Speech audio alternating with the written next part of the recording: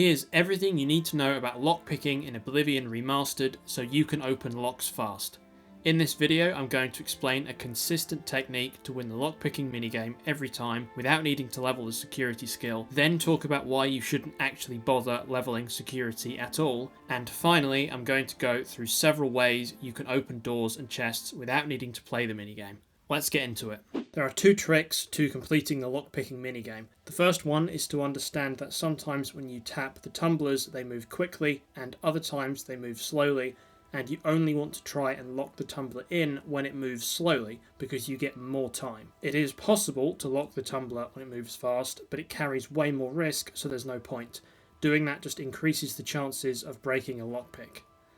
Secondly, you can continue to tap the tumbler to keep it up.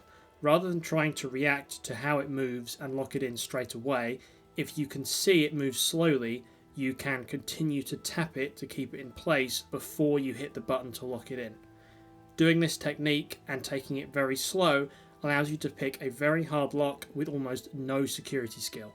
As you can see, my character has very low security and I'm still able to pick this very hard lock. The effect of the security skill is that it increases the chance of the pins moving slowly.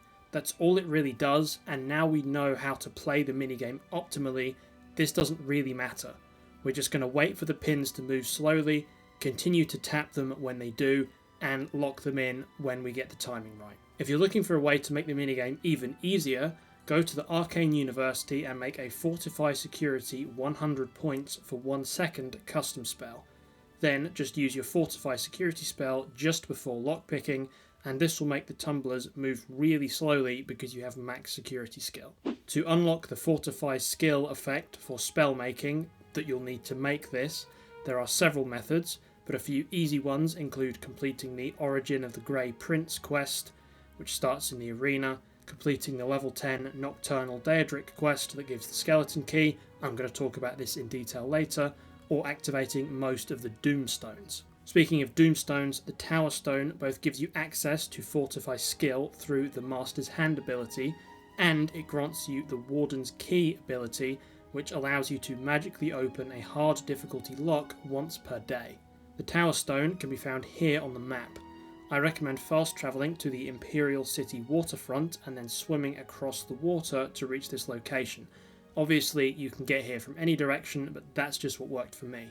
If you really do want to level your security skill, you can power level it by setting one tumbler in a lock and then spamming the set tumbler button on the already set tumbler, which will cause the skill to level up really fast through a glitch. This reportedly takes roughly 10 minutes to level from 5 to 100 security, but I don't really recommend doing this because in Oblivion the difficulty of the world scales to your level, and power leveling your security to 100 will give you a whole bunch of level ups. The difficulty level of the game world increases slightly when you level up, and seeing as you won't have leveled your actual combat skills at all if you did this glitch, you're going to make your character slightly weaker in relation to the enemies if you power level a non-combat skill like security. If you're still struggling with the lockpicking minigame or you just don't like it, here are two ways you can skip it entirely. The first is by using the open lock spells in the Alteration School of Magic. To open a lock using these, simply learn the relevant spell, then cast it at a lock. Alteration spells, unlike lockpicking, don't count as a crime, so you can cast them more freely. Once you've acquired one open lock spell, you will be able to craft any level of open lock from custom spell making. This is important to note because open very hard lock cannot be bought from merchants, you need to make it yourself. You get a minor latch crack spell from Volinaro during the Bruma recommendation quest. This is equivalent to an open easy lock spell, and it is a free way of learning this spell effect for use in custom spell making.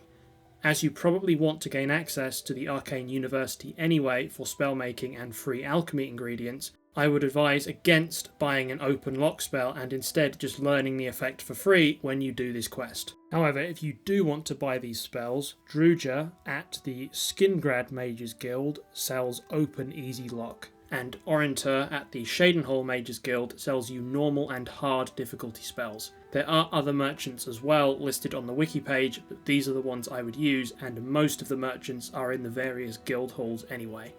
Lastly, you obtain Open Very Easy Lock for free if you chose Alteration as a major skill at the start of the game. The major downside to lockpicking this way is that you need high Alteration skill to be able to use the hard and very hard lock spells, and this might be a problem if you don't use Alteration much or you want to roleplay as a character who doesn't use magic. The second solution is to complete Nocturnal's quest for the Skeleton Key. You need to be at least level 10 for this quest, and you can start it by going here on the map. I have already created a full guide for this quest that I will link in the description, but it is quite an easy quest that shouldn't give you too much trouble. The Skeleton Key is an unbreakable lockpick, which means that you can just spam auto attempt on every lock you come across to open it. Personally, I think this is the best option for lockpicking once you're a high enough level, as it's available to every character and it doesn't require you to get high Alteration skill. If you're struggling with lockpicking and you don't want to use Alteration for whatever reason, and you aren't a high enough level for the Skeleton Key, your best bet is to use the Tower Doomstone that I mentioned earlier for the open hard lock power, and then fortifying your security to 100 before you pick a lock. However, I would like to point out that this is a single player game and you can play it whatever way you want. I just make videos so you can make an informed decision about the playstyle that's best for you. I hope you found this video useful. Check out this other video I made that shows you how to obtain the Skeleton Key easily, and subscribe for more Oblivion Remastered content and guides.